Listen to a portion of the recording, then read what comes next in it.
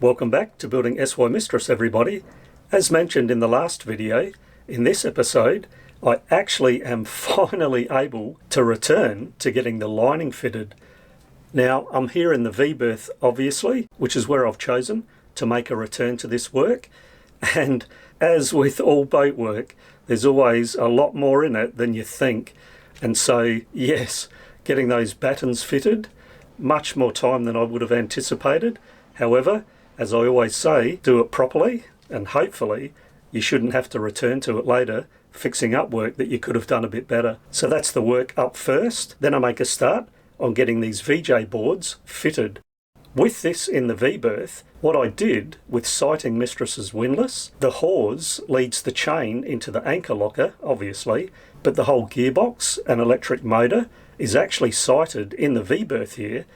And that is recommended by a lot of winch manufacturers, including Maxwell, which is the brand that I've got, and that is to prevent the motor and gearbox being exposed to the corrosive atmosphere in an anchor locker, which is what I've opted for.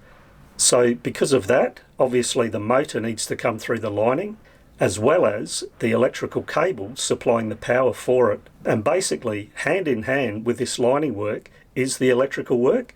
So on that subject, I get the wiring for the cabin lights and the fan all fitted, and it's really changed the look inside of this V-berth cabin, making it feel much more homey, which is a big change from living in pretty much a boat construction site for many years.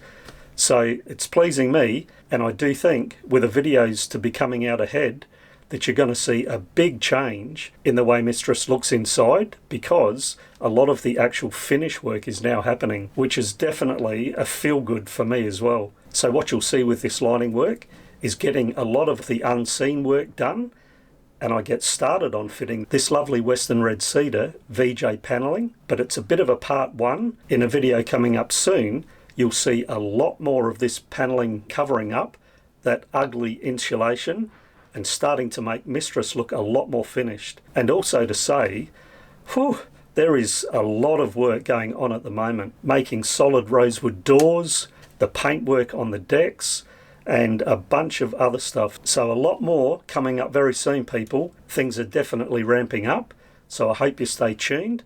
If you do enjoy this content, I'd really appreciate a thumbs up like. And I don't say it as a parroting comment, but I really would appreciate if you haven't subscribed, please subscribe, and as I always say, leave a comment, because I do enjoy reading what you've got to say. On with the episode.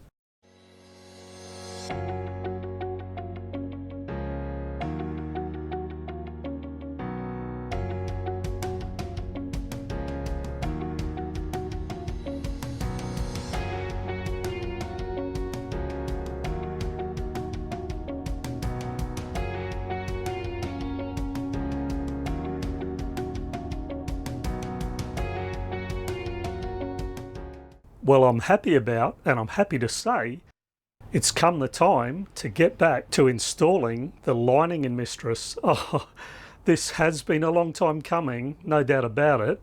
Just to say that along the way, some of the jobs kind of got lifted up the priority list, and that's why this was dropped. Now, back to it. I've already got cut up all of the battens, which is what this stock here is. That's all cut up for the head/bathroom and the V-berth. So that's what I've now started to put in. We'll get to that in a moment. And I've also got a bit of stock which is already painted, cut up to length, but needs to be cut to fit the spaces where they're going to be fitted in the V-berth and the heads. But it's come the time, thankfully, to get back onto this. And so to bring this story up to date, the good thing is all of that insulation being cleaned from all of those beams, like the whole boat, I've already done that work.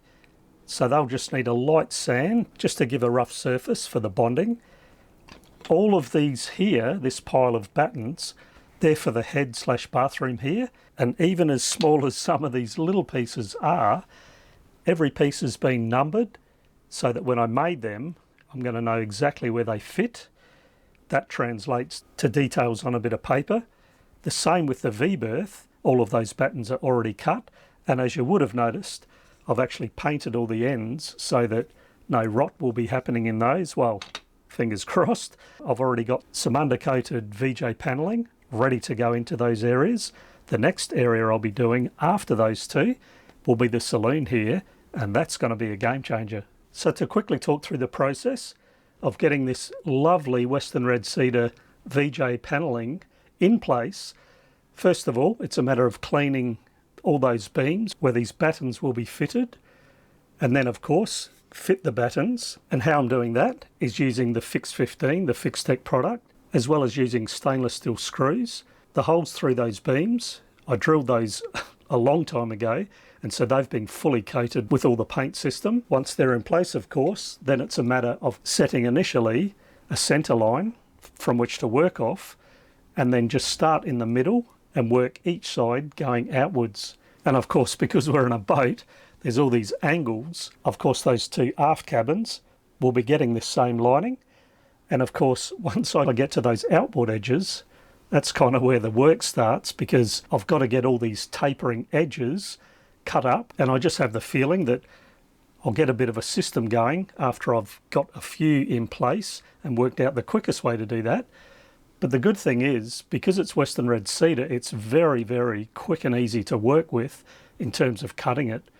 I'm looking forward to this. This is something that I've had on pause for a long time, just elevating some other jobs that I did think over the time it was better to get done before some other jobs.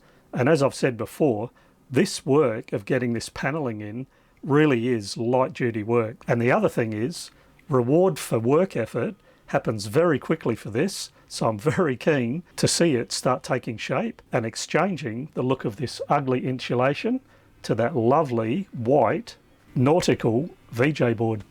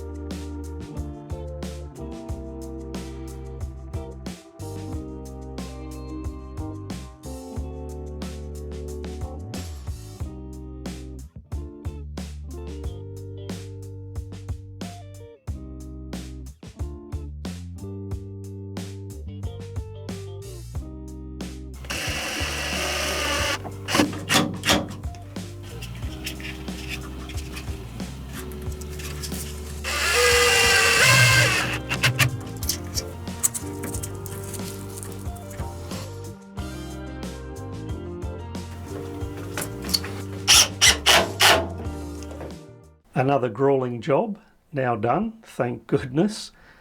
Whew, getting the lining battens cut up and fitted. Is there ever a job that doesn't take at least 3 times the amount of time that you think it's going to?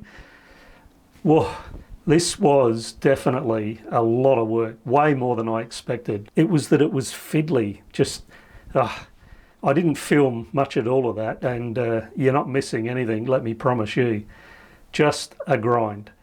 But thank goodness it's now behind me, because now I can get on with fitting the lining, and with that also running more cable for the things that need power up here in the V-berth, which is not a lot, a couple of lights, a fan, and a USB powering plug to charge things for whoever's staying up here. I'll be having a main light right in the center here. This is a rather slim line and kind of fancy one. The switch is just by touching the light, so hopefully that lasts over time. It's a good Australian brand known in Australia, Nava, so if anybody's had any experience with these touch lights, feel free to let me know in the comments.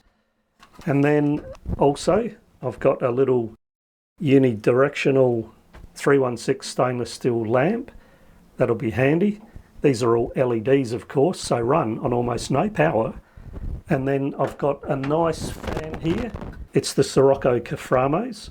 I think a lot of people have seen these in a lot of different boats, but like the lamp, multi-directional, and when you're sailing, especially in the tropics, but basically any warm weather, it's vital to have some air circulating. So now the good news for me is that this is pretty much the last job putting the lining in with the electrical fittings. I will be making up 2 small doors for the front of this bulkhead here to access the storage there, and then all that leaves is a bit of trim around these shelves, a bit of coaming around this hatch, and that is it for this whole V-berth.